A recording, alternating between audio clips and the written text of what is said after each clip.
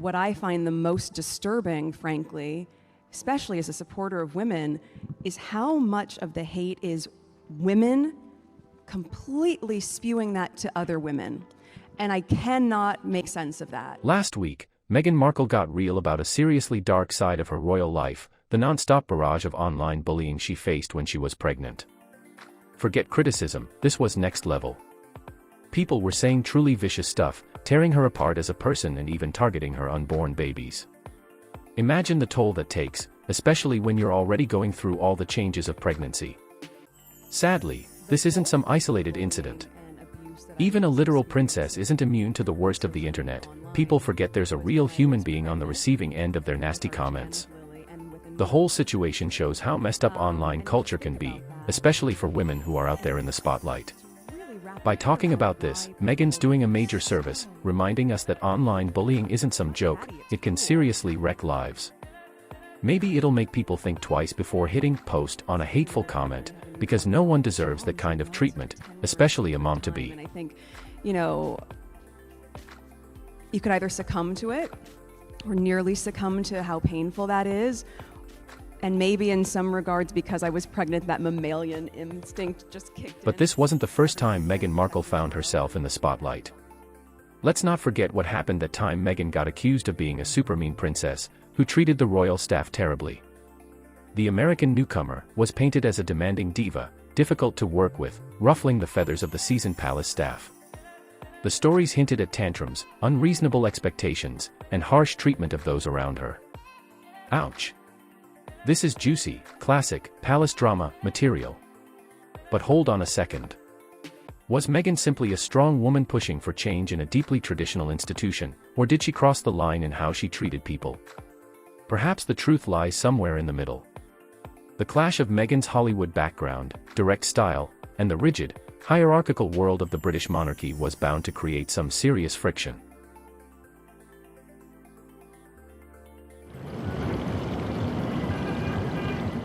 The bottom line. We'll likely never know the full story. Palace life is notoriously secretive, and everyone involved has their own version of what really happened. But one thing's for sure, it fed the insatiable appetite of the tabloids for a royal scandal. And who could forget about that time all the gossip magazines were all over the rumors of her fight with Kate Middleton? The tabloids went wild with this one. Two stunning women joining the same royal family. Forget sisterly bonding, the media was hungry for a juicy catfight. They painted a picture of constant comparisons, subtle digs, and underhanded competition between Meghan and Kate. The world waited for thrown tiaras and ripped designer gowns. But the reality was likely far less dramatic. Sure, these two women were under immense pressure to perform, their every interaction dissected by the press. The weight of being constantly compared likely took its toll, even if there were no public fireworks. Perhaps a bit of natural rivalry existed, but was it the all-out feud the tabloids desperately wanted? Highly doubtful. The truth is probably a lot more boring than the headlines. Two women, with vastly different backgrounds, thrust into extraordinary circumstances likely had moments of awkwardness and strain. But ultimately, they were both focused on their roles within the royal family, and a full-blown Ice Queen smackdown was more fantasy than reality. And remember when the internet detectives went wild over rumors Meghan Markle was editing her photos?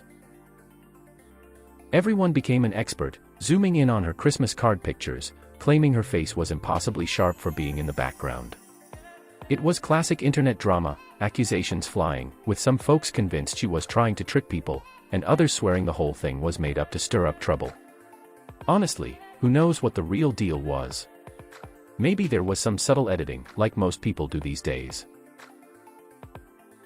Or maybe it was just lighting tricks and people getting way too invested in analyzing a holiday snapshot.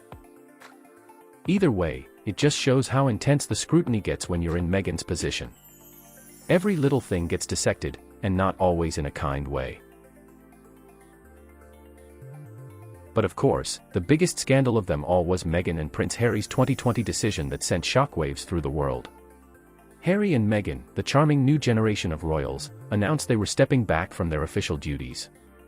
The tabloids went into overdrive. Was this a snub to the Queen? A sign of a failing marriage? Or a bold move for independence?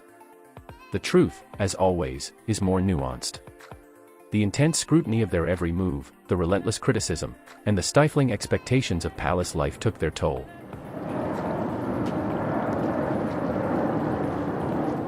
Harry, fiercely protective of his wife, saw the damage it was causing. They wanted more, a life outside the royal fishbowl, a chance to carve their own path, and a way to protect their growing family. Was it a selfish move, or a courageous one?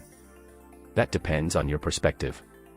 Undoubtedly, it was a dramatic break with tradition, a gamble that could backfire. But ultimately, it was a couple choosing what they believed was best for their own happiness and well-being, a reminder that even fairy tale princes and princesses crave a life beyond the palace walls.